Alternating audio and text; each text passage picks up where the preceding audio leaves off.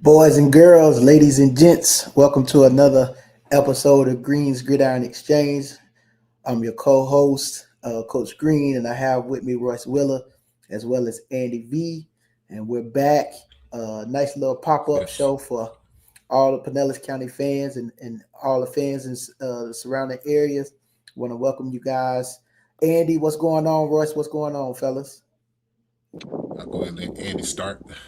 Yeah, going good, guys. Just finishing up a. It's been a fun spring. Going around, seeing a lot of teams all around the state, and got to see some Pinellas County ones as well. So definitely, it's been a. Well, we'll talk about it. We'll talk about how these Gibbs Gladiators look with this basketball looking like team on the gridiron. Yeah, Right. man, definitely, man. Look like them boys should be definitely throwing a lot of alley oops out there, man. So I'm excited, man. Definitely, I want to shout out you, Andy, man, because you are the most consistent guy I've ever met. Probably over the last probably the last 3-4 seasons, man. You on go, man. So definitely want to give a shout out to you because without you, man, Absolutely. like the coverage would be kind of bleak, man. So but yeah, man, we saw those basketball players for Gibbs, man, and it's exciting to have that in the county because that first off, Gibbs needs that, but the county needs that also. Those guys, those type of players bring in recruiters, and they open eyes for other players. So I'm excited to see what's going to happen this spring and what's really coming this fall.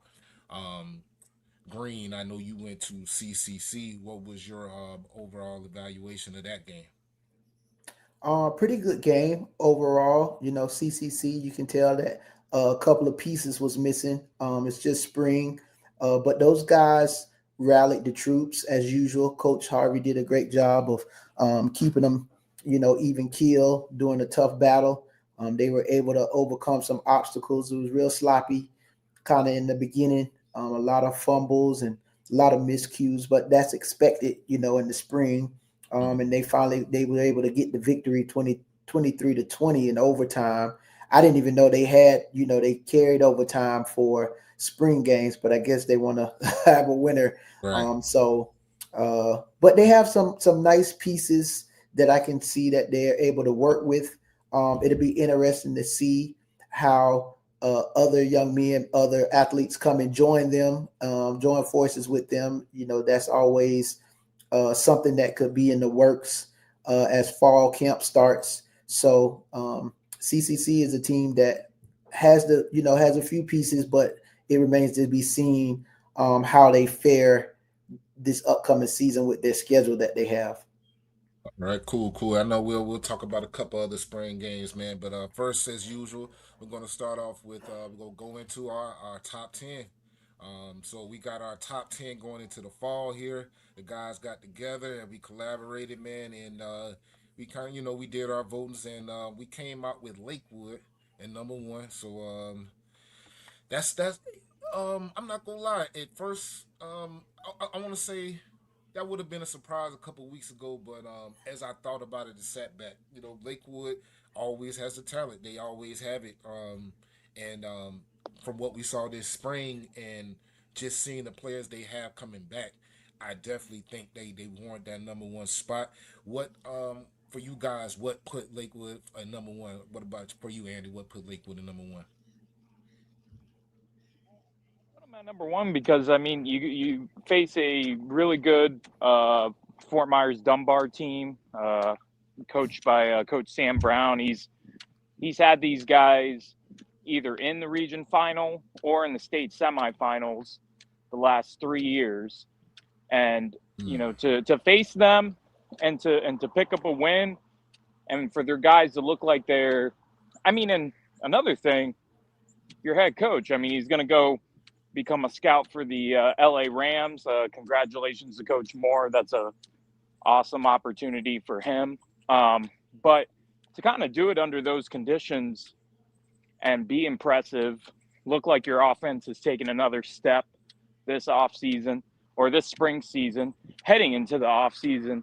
To me, like continuity, chemistry, those things matter in the spring because we just talked about CCC and how, Green just said, they look a little, look a little sloppy, don't look like exactly, but that's to be expected. When you don't have one of the Pinellas County's greatest players of all time and Jershawn Newton, you're probably expecting to take a step back. No matter what you could do coach speak all you want. And the other part is that's true. CCC is they'll be just fine. You already saw Corey Sims. He's transferring from Mitchell to CCC. I mean, to me, he's kind of like the Sean Kuno of the offseason for CCC. You get your big running back transfer in. We don't know how many other kids are going to head to CCC during the offseason, so we got to believe they'll be fine. But Lakewood, just because of the pieces they bring back, how they looked against a pretty good team out of the area, I think that's what warranted them, in my mind, just that number one spot. Definitely. What about you, Green? Yeah, similar to what Andy said, but for me, it was more from the pieces that they lost and what they're bringing back. It's almost like it wasn't really a fall off, because a lot of the guys that played a lot of football last year for them were younger guys. I think outside of Damari Green at safety, Caleb Mathis, and maybe one of the defensive linemen. They did have a couple of other guys to leave, but they really wasn't like the targeted guys, if you know what I mean. Like they really like, say if they were hurt, you wouldn't know that they were like the starters, on the team. Most of those guys that were juniors are coming back for their senior year. They have a quarterback who's been in the system for another year, so he's familiar with all of the young talent that he has. Their star receiver didn't even play. And of course, like you said, he put up 47 points. And again, most of the guys that they return are some ballers. So for me, it was just putting all that into account, seeing what they did in the spring, and just saying that, collectively as a team, I think they have one of the better teams, if not the top team. That's why they're number one in the area as we speak right now. Yeah, definitely. Yeah, for Lakewood, as you guys said, I mean, what they showed in the spring, and knowing that Corey's going to leave, I think that um, they're going to probably, just looking at what they had in the spring, I think they're probably going to find someone that's most likely within their staff. I would think that'd be the smart thing to do, at least maybe on an interim basis until they could hire somebody at a bigger name. But I mean, if they could keep this thing consistent and keep going with it, I don't see, I definitely see why we have Lakewood at number one. That star receiver didn't play. You have a lot of top prospects with Harold, Chamberlain, Holloway. This is the center with James. Solid play all around. I had a lot of youth who a lot of people don't know about yet, that I think that the county is really going to find out about at Lakewood. So just knowing the prospects that they have, I definitely can back up that Lakewood being a number one. And then of course with CCC, I did get to attend the first half of that, and I saw, you see in Case Barrett, you see the patience is incredible. He has incredible patience. I love that about him. A couple turnovers, but that's it wasn't anything. I was like, oh man, I can't believe it. It happened, but he stayed very patient. If he would have put on a number one jersey and said he was Sean Newton, I would have, I wouldn't have been like, really? Nah, he has that. They have a lot of similarities, but one thing I can say is I think he has a little bit more patience than Newton. And he showed that in the state game as well. So I love what Bear brings to the table. I love what the entire team, Tyreek Harris. When you look at that team, they don't have a lot of names that people know yet, but the potential, the length at receiver is there. Brody Church, his potential is there. So I love CCC. What do you guys think about number 3 Clearwater? Did you guys get to? I know me and you talked about that, Green. Andy, did you get to see anything from that game, or any stats or anything from the Clearwater spring? I got to hear from a head coach that was at the event at the Jamboree. I mean, I'll be clear, and Cardinal Mooney was the class of this jamboree. I mean, they dominated Clearwater. They even more so dominated Mitchell. I believe the scores were 20-7 against Clearwater, and then 35-7 against Mitchell. No surprise. I've seen Cardinal Mooney. I mean, they're stacked. I mean, this is going to be a team that's going to compete for the Class 2A state championship. I think they'll be there at the end against probably Gaston County. That was another team I got to see last week. So to me, Clearwater losing to them, nothing to be at all ashamed about. I mean, and it was just a half.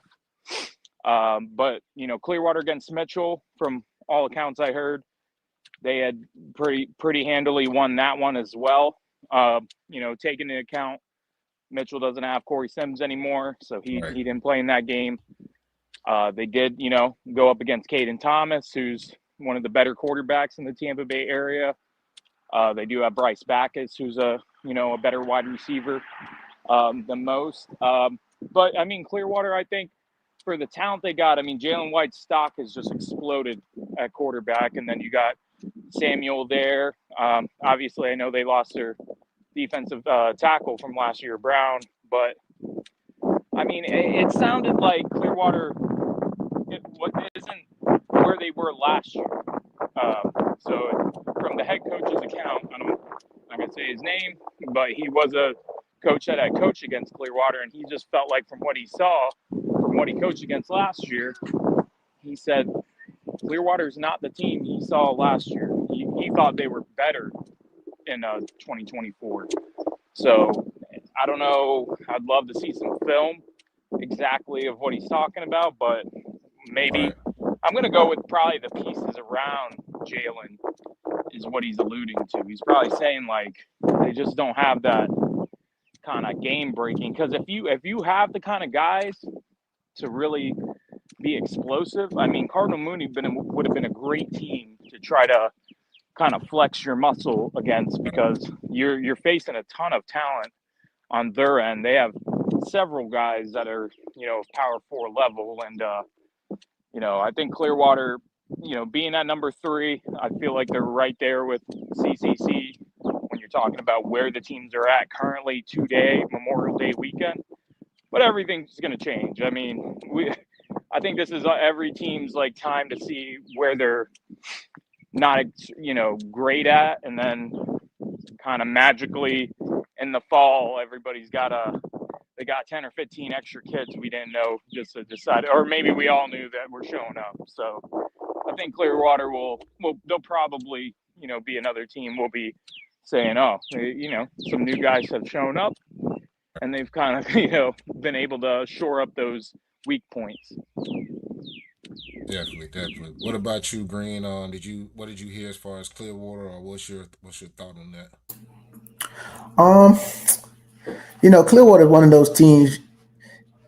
They'll break your heart when you least expect, and then they'll win a game that you think they should lose, and vice versa. They just kind of, I think, to me, in the beginning of last year, they kind of surprised us with those early losses.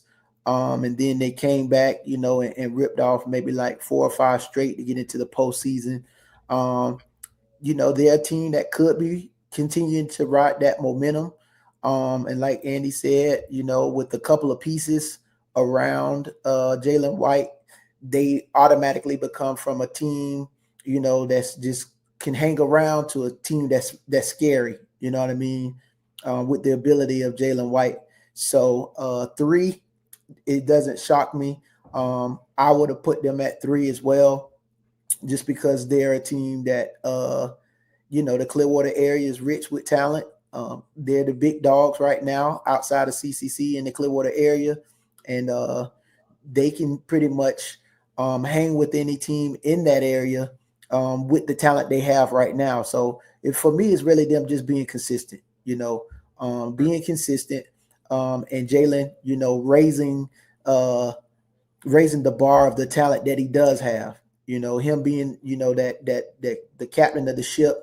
What can he get the best out of the players that he does have with around him to make them better. You know what I'm saying? So Right. And for me, I think it's really about with Clearwater, Jalen White, undeniable, feet, arm, everything.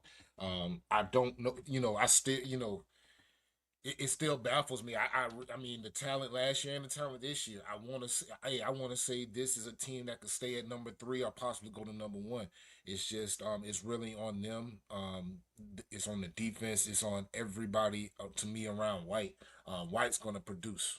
That's undeniable. Is the running game going to produce? Is the defense going to stop? Is everything going to kind of come together? I haven't quite taken a look at their schedule.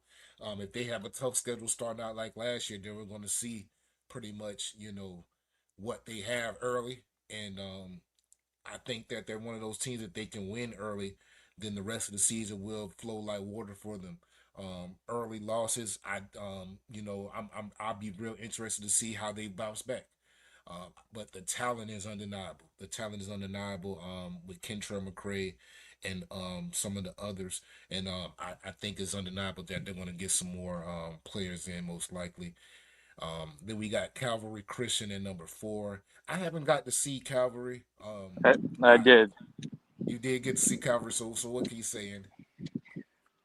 I mean, big up on, at that line of scrimmage. The guys they have returning. I mean, you look at that front they have, and I mean, you're going to want to play bully ball if you're the Warriors, just because you look at the line. I mean, you got probably 6'2", 6'3" across. I mean, they look like a good healthy 280.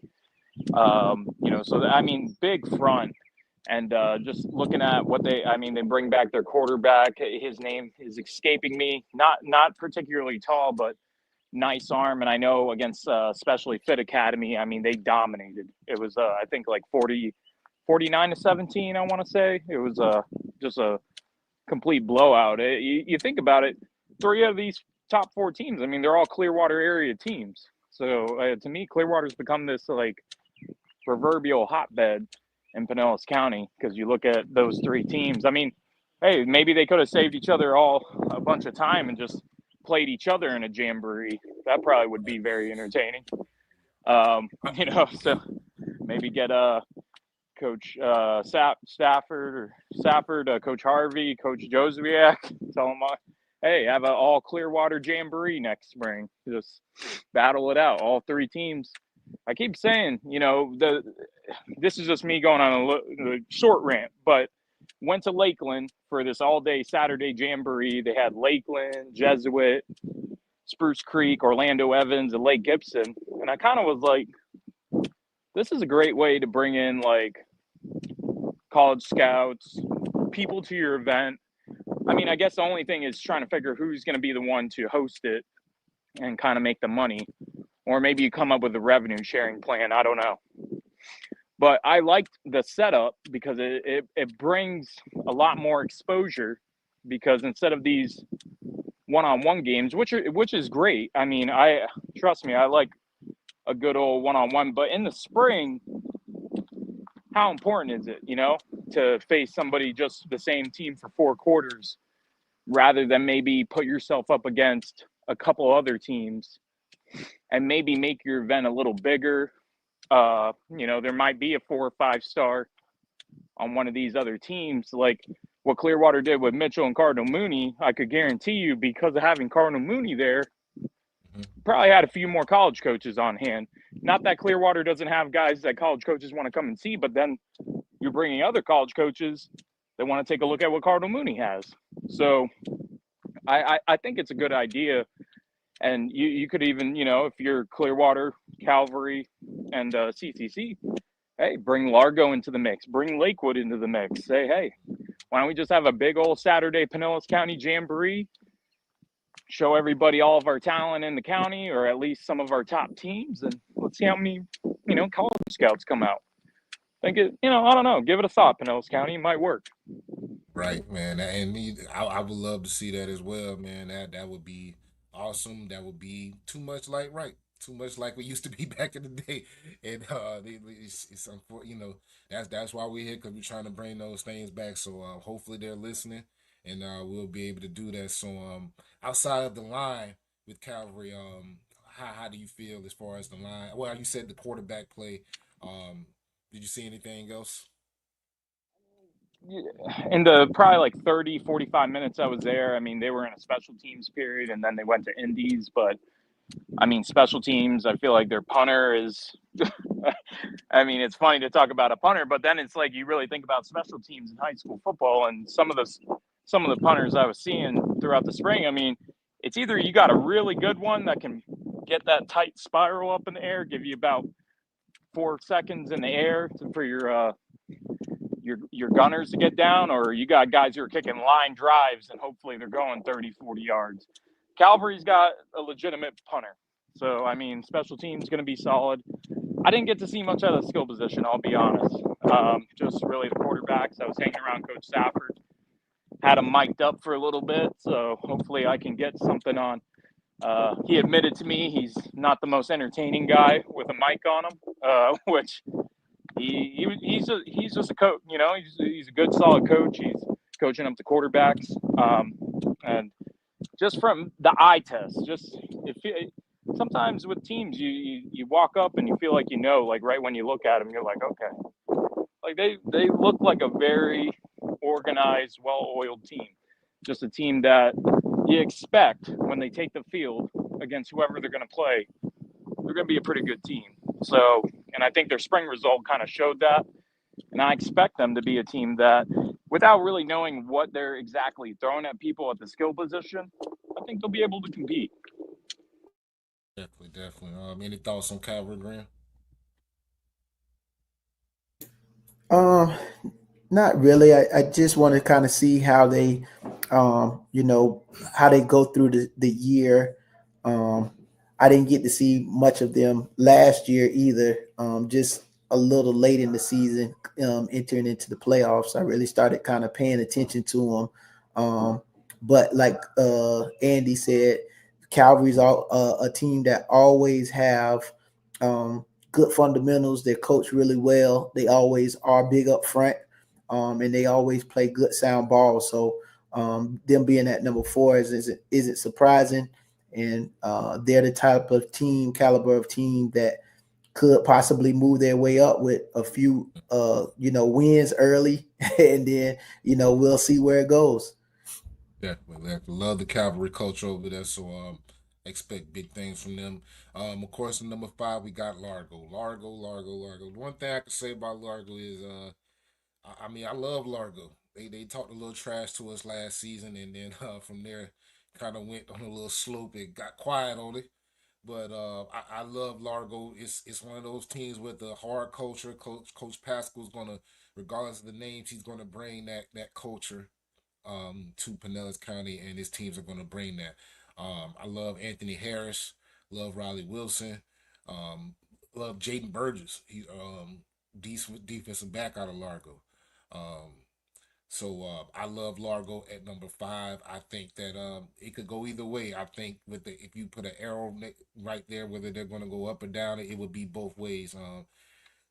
The Lakewood game last year, that's something that could happen again. You know what I'm saying? We just talked about special teams. That lets you know special team, stuff. These types of games are where special teams matter, and we show, So I like Largo at number 5. They have the potential, I think, to go up to number 2, number 1. And they also have, at times they might be some times where it might go down, but they're one of those teams that they're going to play Pinellas Park, they're going to play Lakewood. These are going to be 4 or 5 point games. So thing about it is, after 10 games, Largo's they're going to be ready because their season's going to be tough. So I like Largo at number 5. What you guys think, Grant? So I actually had an opportunity to talk to Coach Pascal this past weekend, and it wasn't about the game, but I just actually asked him. I said, "Coach, how was the game?" And he said, "Man, their starters played, and the score was 21-7, right?" And he said that the coach over there, he has a pretty good reputation, and he's a pretty good coach. So of course he wanted to let the young guys play.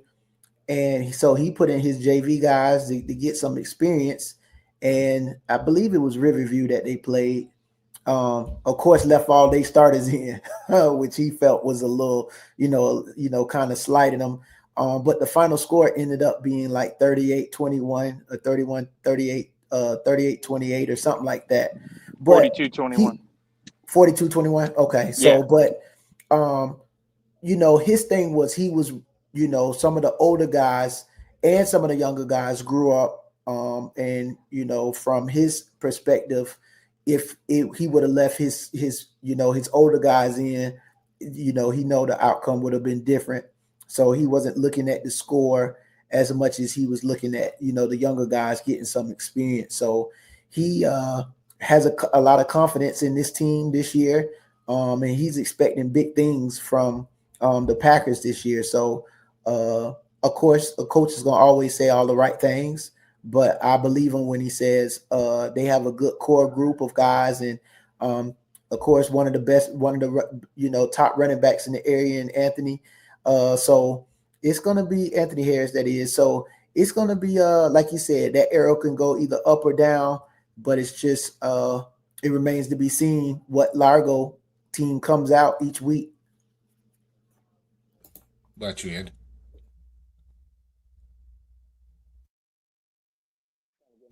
My mic unmuted. Yeah, I mean, just seeing the score kind of, but then I heard what Green was saying about that, and I heard that from one other person about how Largo didn't even have their varsity guys in, and they were up big, and Riverview kind of mounted a comeback with backups in, and they still had their guys. So, I mean, geez, be down 21-7, and you got to leave your starters in to score 35 points to You, take the that's lead. crazy. But yeah, that is crazy. I mean, I would think like, hey, let's keep mano y mano with the starters, but whatever, to each their own. I mean, Largo, just the last time I saw him was against Palmetto. I mean, they won that in thrilling fashion. Anthony Harris Jr. was simply just electric in that game, and I told a lot of people, I mean, maybe a little undersized, but I mean, I don't think that takes anything away from his talent, his game. He's a special player, and he's, to me, one of those guys that can play a variety of positions for your team, and he's just a playmaker. I mean, he's somebody that's gonna you could line up at wide receiver. He could probably line up at running back, quarterback.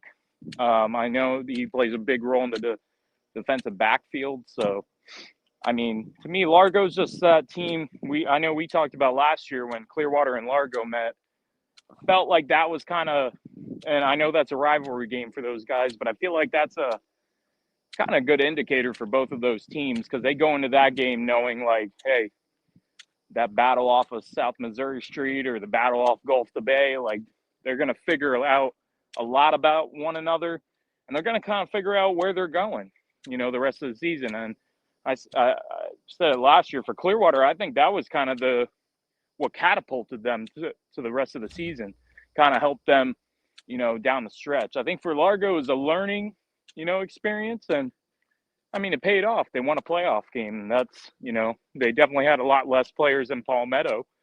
So I think if Largo can build some depth, I mean, they might be able to get, they could get past the Wiregrass Ranch or a Mitchell in the playoffs. They just have to, that depth was pretty much the one thing that stood out to me, was not as many bodies on the sideline, which can be a good thing, but then could be a bad thing because you're looking around for somebody to give you a break, and there's no one really to do that for you. Definitely. All right, so six. Let's start with 6, 7, and 8. We got the South Sides back. Um, we got Bogey, St. Pete, and Gibbs. We got Bogey above St. Pete and Gibbs. Bogey, lost a lot of, they lost a lot of seniors. Had a great senior, to me, an awesome senior class, honestly. Maybe one of the best in their history. Coach Smart, love him as a coach. From what I've seen from videos, from what I see on the sideline, I think that he's a culture changer at Bogey. I think they got the right guy for the long haul in Coach Smart. So I definitely want to throw that out there. And Bogey Ciega, they're starting over in a way. But we put them at number 6. What do you feel? How do you feel about Bogey Green? Yeah, so Bogey is a team that was hot down the stretch. Lost some early close games, but they to me it was funny because at one point they were 5-5. I don't know if y'all remember that, and it was just like they lost a lot of close games. Lost to Lakewood by the field goal, lost to another team close. But then they make that run in the playoffs, and they go deep. I think they were outside of CCC was the only other Pinellas County team to go as deep as they did. Probably them and Largo, but to make that run and to do it in the fashion that they did, spoke to Coach Smart as a coach, like you said, and then the resilience of those guys. But I think coming in this year, a lot of the young men coming back got a taste of success. A lot of the young men knows what it feels like to win. They showed that again in the spring, putting up and beating up on my alma mater, Pinellas Park. So as of right now, I actually had them a little higher than 6, but I think Bogey has something to prove. Coach Smart wants to prove now that Coach Moore is gone that he's one of the top coaches in the southern county, and I think he's going to have his guys ready to play, and it's going to depend on if they're able to answer the bell, week in and week out for Coach Smart. And I'll say this one thing: I remember us saying last year, if because Bogey didn't have any good quarterback play the previous season. We said it. If Bogey could find a quarterback, Bogey would change, and Bogey found a quarterback last year. So I definitely think it's the same thing. If Bogey can throw that ball, everything else around him will come in. What about you, Andy? What you think? Funny you say that because I did get to stop by Bogey this spring, and it was at the very end of practice, so couldn't tell you a single play they ran because I didn't see any. I saw wind sprints, but I did get to see their new transfer, the Noah Walstead kid out from Dunedin. I mean, really tall kid. I think he's like 6'5". And then from his spring tape, I mean, looks like he had a big night, 4 touchdown passes. I think he threw for well over 250 against a solid Pinellas Park team. So I think that like you just said, if they got somebody to throw the rock around to the athletes that they're going to have, I mean, hey, it's like anything's possible. Well, they do have someone, and it should be a 2-year starter. It shouldn't be kind of like a 1-year senior type guy. I believe Noah's 27, so you'll have him for his junior and his senior year, and I believe he's already got a couple offers under his belt. I mean, you got to like the size. I mean, can't teach 6'5". 6'5", if he puts on a little weight, little lankier, but probably say he's about 180. I think if he puts on 20 pounds or so, I mean, you're going to garner attention with kind of the arm strength, the ability to go along with that size, because that's something that, there's a lot of quarterbacks, I'm sure, that would love to trade for his size at that position. Definitely, definitely. Um, all right, and what about St. Pete, guys? What do you guys think about St.? I think it's the same thing with St. Pete.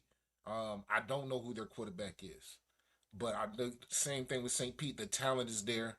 Um, it's the end of the Jeff Jones era, and how they enter this next era to me is going to whether they're going to continue with the running quarterback culture or they're going to get someone to sling the rock. I don't know if how their quarterback play is going to look. Have you guys seen anything or heard anything? Bit of film against Nature Coast.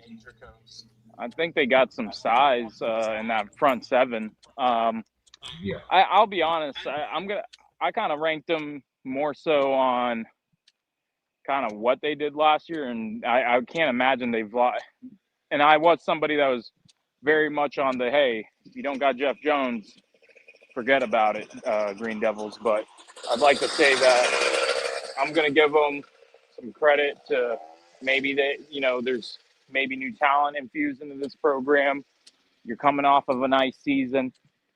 Let's see, kind of show us here out of the spring, because from what I gather, it was a decent showing against Nature Coast. It wasn't like they were totally blown out of the water or anything. I mean, and Nature Coast is always one of the better teams on the North Sun Coast.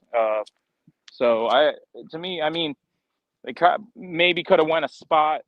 Really, I don't want to put them below Gibbs. I mean, we're going to talk about them here in a minute, but I feel like, give St. Pete a chance to kind of see what they got going on heading into the summer here. Thank Green. Yeah, just it remains to be seen. I know, like you said, it's the end of an era, Jeff Jones era, and the defense did play, had some resilience. Defense was what kind of kept them in several of their games. St. Peter's always been a tough team defensively. If they can find some offensive prowess to replace Jeff Jones, then they're right back in the same position to be one of those formidable teams in the area, due to the coaching there and always being able to put guys on the field that loves the game of football, I would say. So 7 doesn't surprise me at all. All right, and then we got 8 Big Gibbs. I know Andy went to that game and loved what he saw, so I'll let Andy start off with his analysis of Gibbs at 8. Well, I did some takeaways on it in an article early today, and just I think the biggest thing that stands out, other than they don't have a ton of depth, but what they do throw out on the field, I think is nice, and kind of I think everything really starts with Jordan Calvin. I mean, when you got a quarterback like him, 6'5", he's athletic. He can really put the ball. I mean, he made some really nice throws throughout the evening against Sarasota and Sun Lake, which I know people are probably like, okay, like how would they do in Pinellas County? I don't know. Sarasota looked like from my eyeball test, they probably had between 50 and 60 players. So, definitely probably 20 to 30 more than Gibbs had. And then Sun Lake, similar. I mean, they had about 50 kids. So I think for Gibbs, they might have dressed around 30. But the thing that separated them from those two teams, athleticism. And I can't talk without going over Mr. 6'10", Mike Broxton there. He's going off on, all these socials now. He's on, I think I saw him on Overtime on Instagram. They posted a video. I think it's one of my videos. And then Rivals. He's everywhere. I mean, Mike is going viral. Let's just put it that way. And I said, I think he checked off all the boxes, because I think a lot of people, they were skeptical of him, because anytime you hear a basketball player trying to play football, you're like, I think some of the football guys are like rolling their eyes like, yeah, whatever. No, he can play. I'm gonna vouch for that. The way he caught the ball in space and got upfield, I mean, it looked reminiscent of somebody who's been playing football. I mean, he caught a flap. I think it was maybe a quick out, and his ability to get right back upfield and take on 3 or 4 would-be tacklers. I said, I don't look like no basketball player to me. Looks like a football player. You just need to put on. I'd like to see him put on a little weight. I think tight end would be his position, but overall, I think Gibbs has, Javier Thomas. I think that's the gem right there. That kid comes off at end. He caught multiple jump balls over guys. I like that kid. I think he's a name we're going to be talking about this fall for sure. Just Mario McCants out of the backfield. I like him. Got a nice offensive line.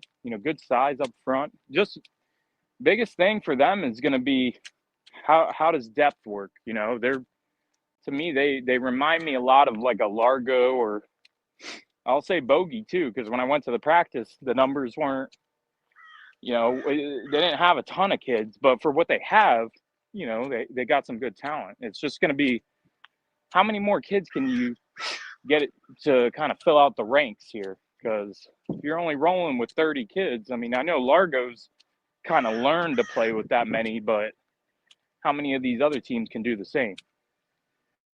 Right, definitely. What about you, Green? Go through them real quick before we jump on this top 25 players. Absolutely. So Gibbs, man, is of course the talk of the town right now with the twin towers out there at receiver, and then the quarterback being 6'5", and they should be mismatch nightmares for the teams that they play. We'll see, you know, because I would hate for a good story to end with losses. You know, they got all that talent and then they're losing, and you're like, what good is it to have all this athletic ability and they got all these L's in the columns, you know? So I'm you know, keep my eye out on Gibbs, and I wish those young men nothing but success, and I hope that you know, again at the end of the year, those names are in some of those our awards that we're going to give out, you know. So um, I'm glad Andy got a good eye, you know, good viewpoint from, you know, to see kind of who they are, what they possess, and then now we can kind of build from here and see where they go for the rest of the year coming into the fall. And we're going to just go through 9 East Lake, 10 Tarpon Springs.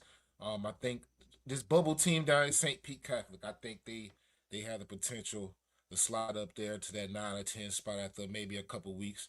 But you know, we're going to definitely talk about that in the fall when we come back. So what we're going to do is we're going to just go ahead and throw out some other stuff real quick. Of course, we do a top 25 players every year, so we want to go ahead and go over that briefly. Um, and I think that a lot of people are going to be they're going to be surprised by our number one spot. But hey, it's always going to be a problem. So it's nothing new. Um, once you guys go to the article on our website, you're going to see here Mr. Candace Smith on the predictions games. More, you're going to see Mr. Candace Smith on there in our 2025 top 25. And we went ahead and we named Anthony Harris our number one athlete out of Largo. So congrats to him. He's somebody we're gonna be interviewing very soon. And you guys could definitely go to PinellasHighMedia.com and take a look at our top 25. Just looking at this top 15 guys, we got our top guys: Michael Ionata, Jalen White, Tyreek Harris, Mr. Cunningham, and then we going to Mr. Mark Holloway, somebody who recently got a Colorado offer. I know he's very excited about that. Mr. McCray, Mr. Tank out of St. Pete, and Mr. Wallace rounds it off in number 10. And of course, Mr. Brent Scott Osceola, a name that is not said enough. Big Chancellor Campbell out of Lakewood, somebody who's getting major offers based on his potential. Jamar Jackson out of Clearwater, Malik Harrell out of Lakewood, and Camden Smith out of Calvary. Now, I know a lot of people going to be asking, what about this other young man in Clearwater? But he's asked to be omitted from any of our lists, unfortunately, so we're not going to talk about him. But let's just, I'm sorry, let me scroll down. Let's go ahead and talk about those top 15 guys. What do you guys think about this list so far?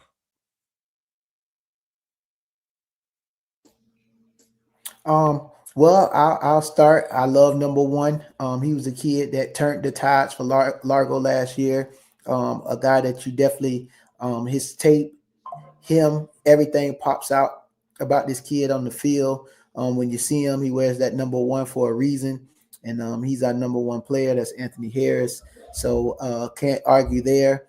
All of these guys, 1 through 15, they deserve to be in the top 15. I'm really like Aiden Wallace, Lakewood's quarterback.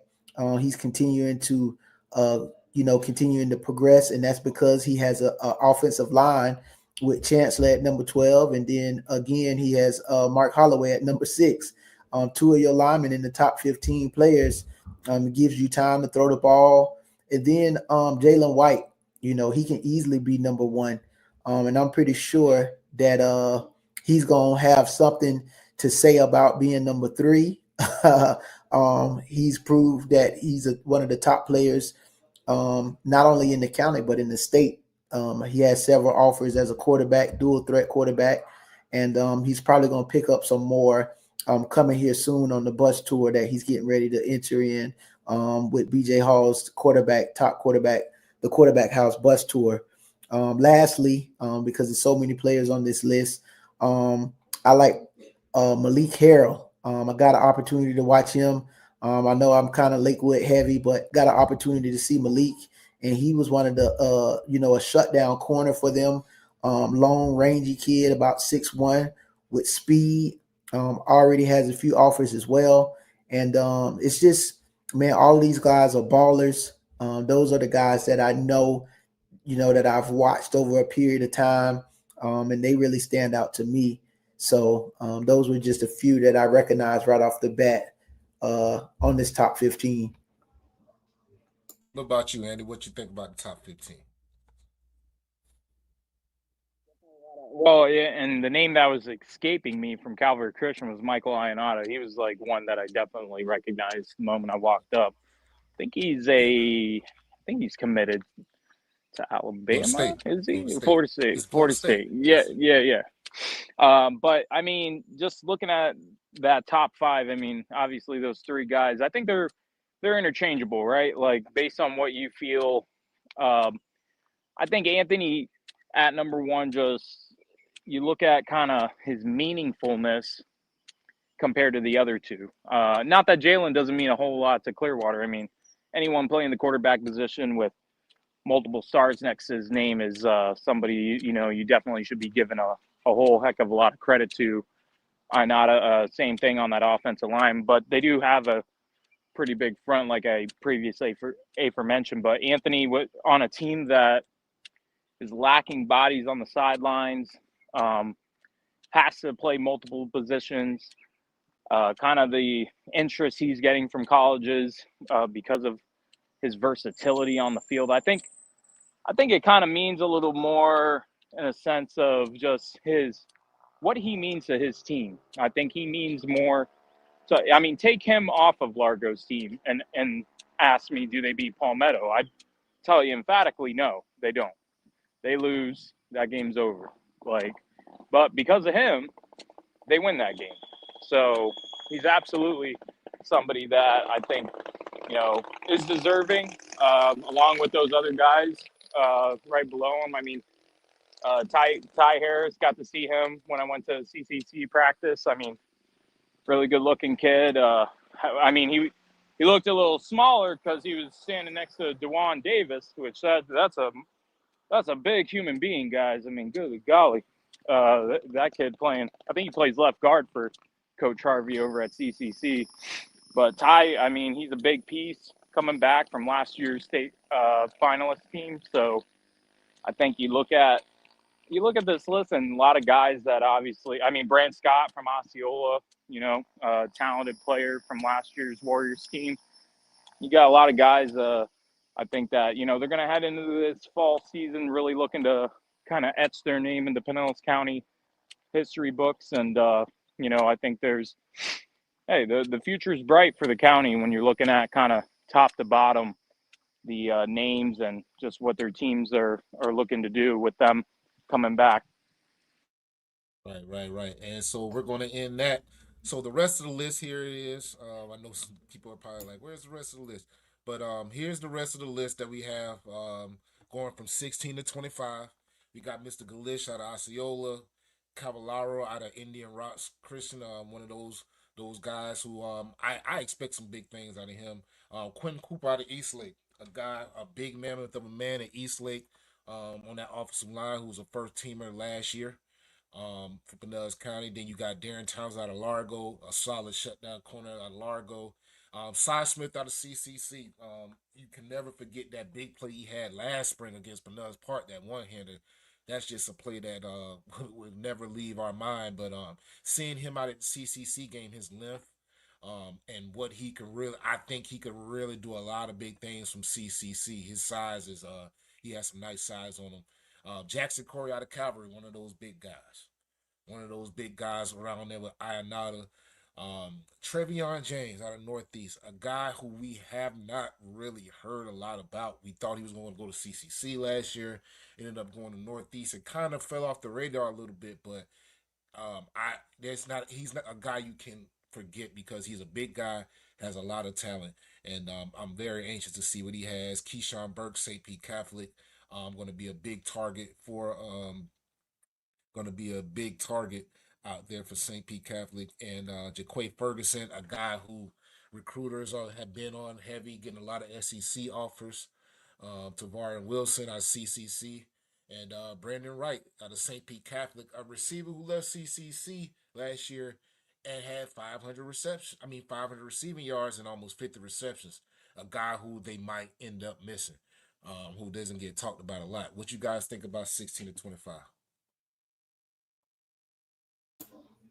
So if I'm not mistaken, and I have to fact check this, but I think Travion James did transfer and he's now at Lakewood. Um, Oh, okay. but Okay. yeah, That's awesome. so Oh yeah, man, so that's he, big. yeah, so he is over at Lakewood. Transfer alert. Yep, the last time, last Dang. time I checked. But this the 16 through 25, all solid guys. I do want to see Gavin Galish take that extra step.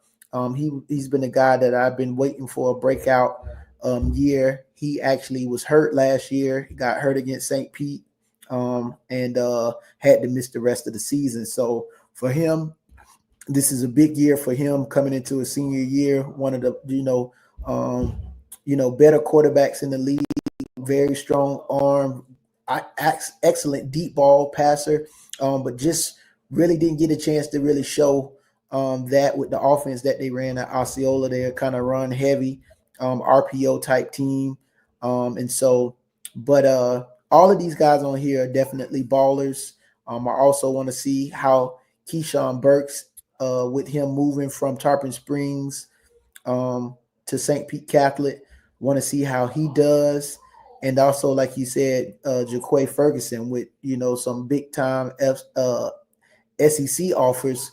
I'm pretty sure he's one of the more intriguing prospects on this list at 24. So what you What say, you Andy? think, Andy? I think it's a good rest of the list there, 16 through 25. I know the Anthony Cavallero, is that his how do you say his last name? I know Indian Rocks Christian brought in a new head coach, and I think I've been tagged like 30 times to go check them out. Never got to check them out, but I feel like they're a team. If I'm looking at it from the team level, real quick, just I feel like them and St. Pete Catholic. Funny that they're both on this latter part of the list.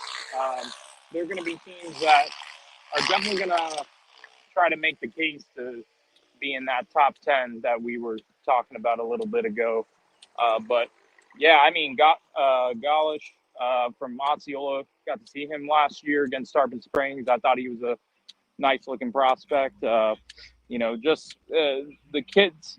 I think when we mentioned the transfers, that's the thing that's always tough to keep up with is exactly who's going where, because I think that's what I was alluding to earlier.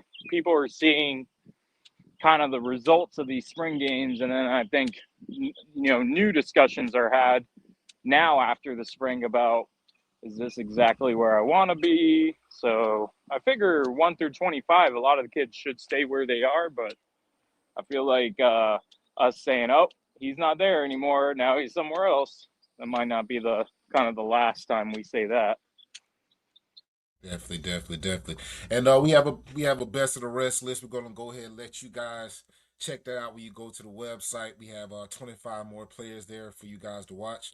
And before we head out, I want to we're gonna go ahead and go into our player of the year candidates.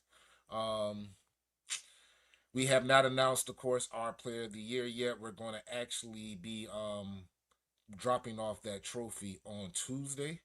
But for now, we're going to go ahead and share our Player of the Year candidates. And this is the trophy. I don't know if you guys probably can't see it, but got a nice little trophy, nice little football on there. and we're going to be presenting that. Of course, the name is on the other side, but this is just a token of our appreciation for the players. And we'll go ahead and go into our top 5 players, man. This is our player of the year candidates right now. No particular order, but we're going to start off with Mr. Cunningham. Maybe one of the most consistent linebackers the county's seen in a long time. Almost 100 tackles year after year after year, the last 3 seasons. Awesome player, a solid player. Then you have Mr. Harris at Largo, Mr. Wallace, quarterback out of Lakewood. And then we're going to drop 2 more, Mr. Harris out of Clearwater Central Catholic, and of course, be a fool to leave out Jalen White, senior quarterback out of Clearwater. What do you guys think about these player of the year candidates? Who you think solid? And if you were to say right now who is going to win, who would you guys select?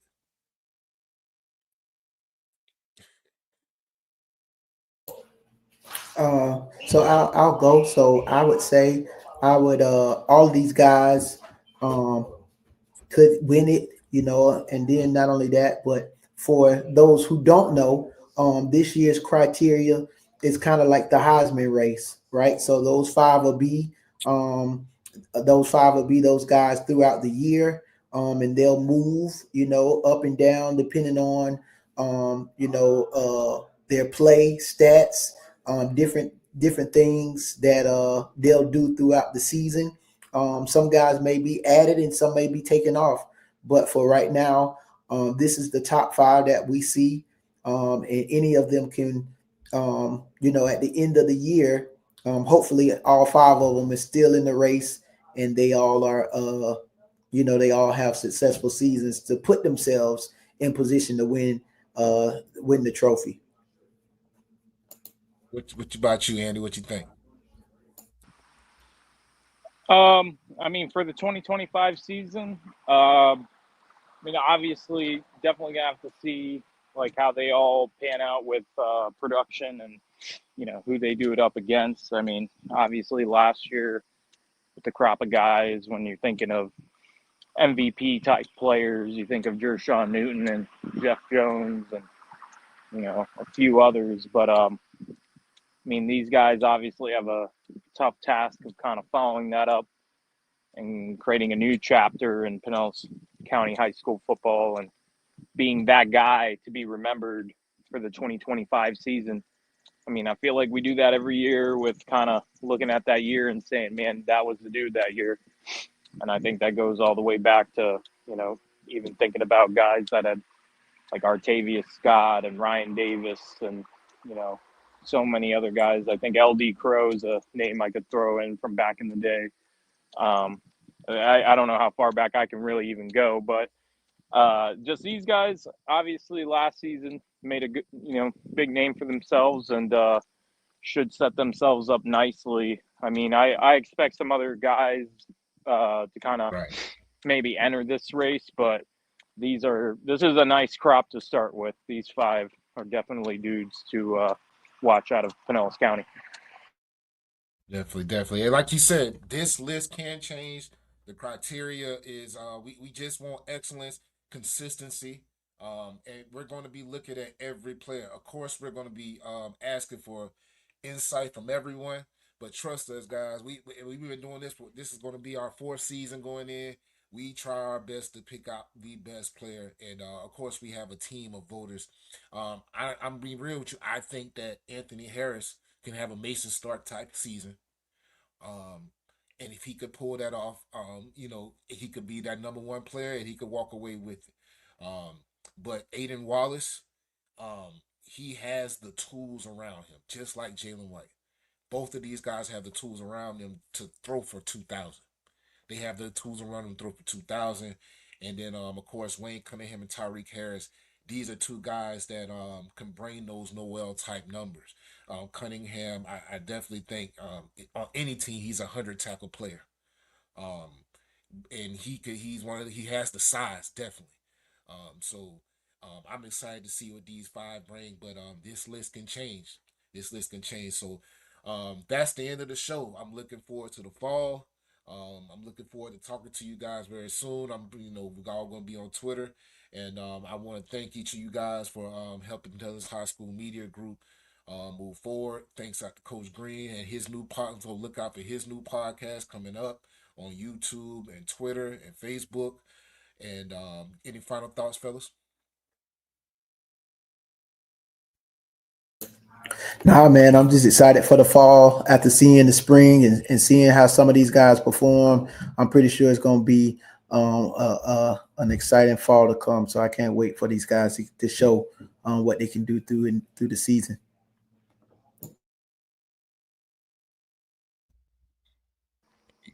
Good. I'd say, I mean, every season brings its own kind of I want to say challenges, but brings its own story. It's going to be. I don't think. I mean, I know we all voted Lakewood number one, but I don't think. I think in years past we've been kind of clear cut. It's like CCC because you're coming off of a runner-up season, in Class 1A or 1M. Like they've been this undisputed number one. I think there's a little bit of parity going on, and that's good. I always think that's good for especially high school football. So I do like that there's a little bit more. There can be more debate on who the top team is. Obviously, CCC is gonna, work this summer and really try to get themselves back. But you have Clearwater, you have Calvary, Largo's obviously not far off. So I think that's going to be the interesting thing in Pinellas County is who emerges and makes themselves the clear-cut number one. Could it be CCC like it always is, or does Lakewood stop flirting with us with all this talent and show us the wins? I think that's always the last 2 or 3 years with Lakewood. It's been kind of like they got all the talent, but then they kind of have some hiccups that we don't expect. Can they kind of post Corey Moore be able to live up to those expectations? And that's been the thing for them. So they could be that talented team, but they got to be able to live up to that. Yes, sir. Yes, sir. Well, once again, thank you guys, and we're out. We will see you guys in the fall. Have a good night.